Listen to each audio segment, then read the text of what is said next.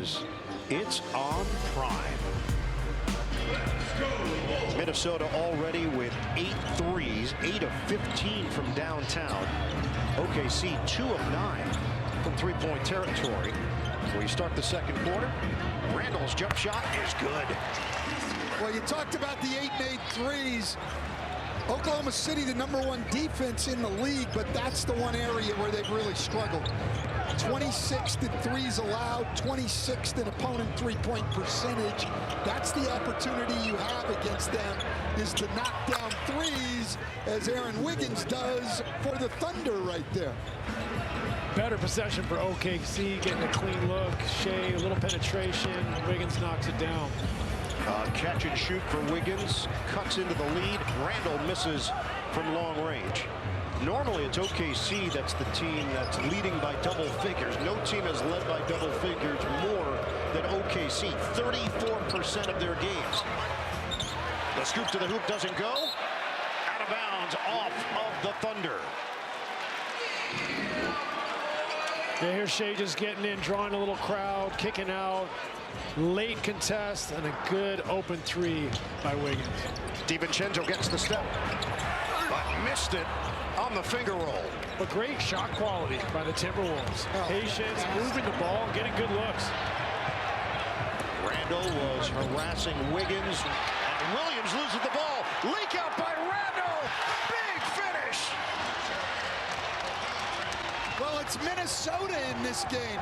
Yep. Whose defense is creating offense. Absolutely. They're the more physical team.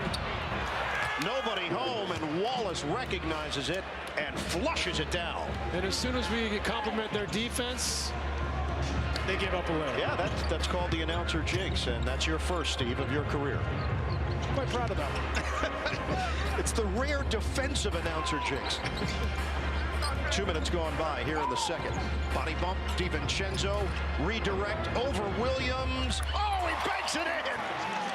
I really think there should be a rule. You have to call it. If you don't, the referee can wave it off. Agreed. That's not what I meant by shot quality. The jump shot doesn't go for Williams. Reed clears it. Randall to Naz Reid. Hard drive, squares his body for two. You talked about the three he made earlier, Steve. Now we got 6'10" guys shooting a floater. I mean, I think one of the big changes, everybody's talked about the pace and the threes.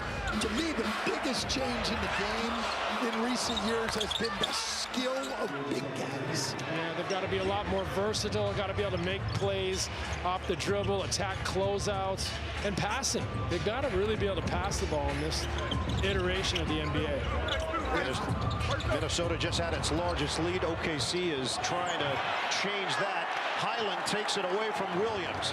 And now Minnesota attacking from long range. McDaniels drops in a triple. It's the largest cushion of the night. They have. You can upgrade your seat during the game. In-game seat upgrades are available at any time. Naz Reid, 6'10", a sidestep three, and then a runner-up, a left-handed dribble. Allie, give us some more on Naz Reid. Yeah, Stan, I think it's all-encompassing for Naz, because earlier this week when talking about Minnesota just as a whole, on and off the floor, he said it's always been one love here. The support for one another makes it feel... Versatility to Coach Finch, you know, being able to stretch the floor. You could play double big. He could be the center. So his ability to make plays off the bounce, but more importantly, stretch the floor is so valuable. Well, no question, and we talked about it. I mean, there's pressure on him every night because he doesn't get a lot of help from other guys off the bench. They lost Nickeil Alexander-Walker. Mike Conley has really struggled, so he's really been their only guy. They run out of time because Julius Randle decided to make a drive to the rim instead of a jump shot with the shot clock winding down. Jalen Clark checks back in. And you wonder if they're going to have a deal up their sleeve before this deadline. It just feels as if they're going to need a point guard, somebody that can truly help them in that department. Trade deadline 1 week away. A foul. To give Steve up to them, but He we're just just worried about his defense. I mean, we'd have to play a lot of zone, and I could stand in the corner and hide. I think he was cool with that. That's what I said, at least from our pregame conversation. Shai Gilgeous-Alexander gets the bucket. McDaniel short, long rebound. SGA pushing up the floor. Head on a swivel. Swing. Joe hits the Rainbow J, and Thunder coming back. Great awareness from SGA, drawing two guys in transition, knowing he's got his buddy trailing behind him. Gave him an easy look. Randall like a locomotive. A chance at a three-point play. And From Mark Daigneault. so he just for Randall. So challenge is unsuccessful. Joe appears to be, But a good, strong drive by Julius Randle. we talked to Chris Finch about Randall. He said he's our engine. He's the one that gets us going. He's the hub of the offense. And Joe goes down again. Contact out near midcourt, and the foul against D. That kind of pressure, and he'll live with a couple of calls like that. I know it's a shocker. Fans disagreed with the call. Williams on a kick. Wallace.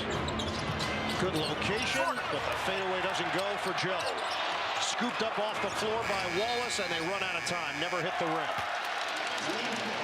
To play tonight, physical, like you said, out in the perimeter, but then making the second and third efforts, scrambling, getting in front of bodies, making it hard.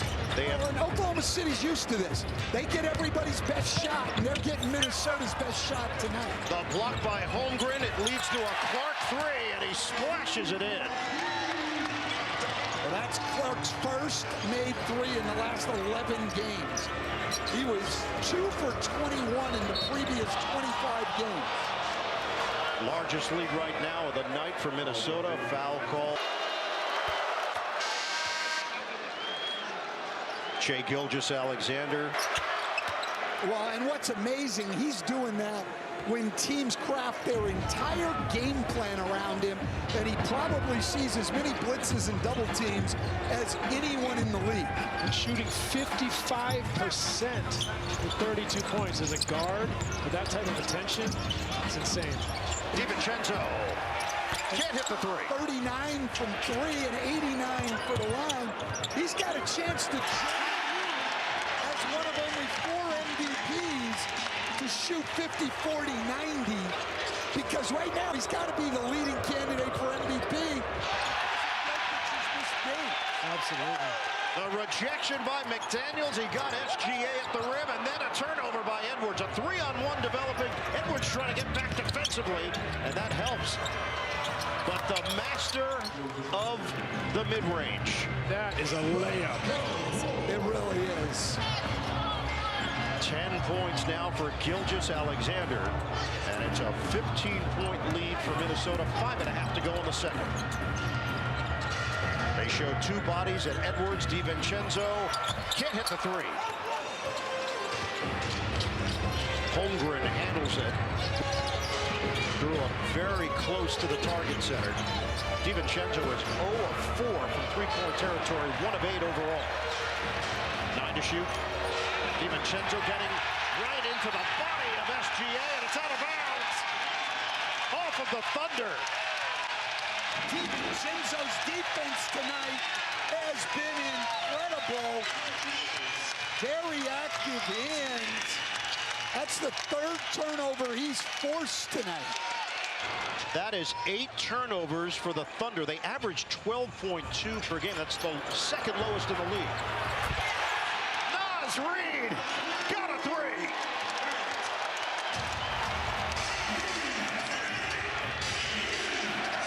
Points off of turnovers for the T-Wolves. Gilgeous-Alexander, textbook, protecting his body. Shai much more deliberate there. He didn't play with the ball. He didn't let anyone get into him. He went straight to the basket, physical.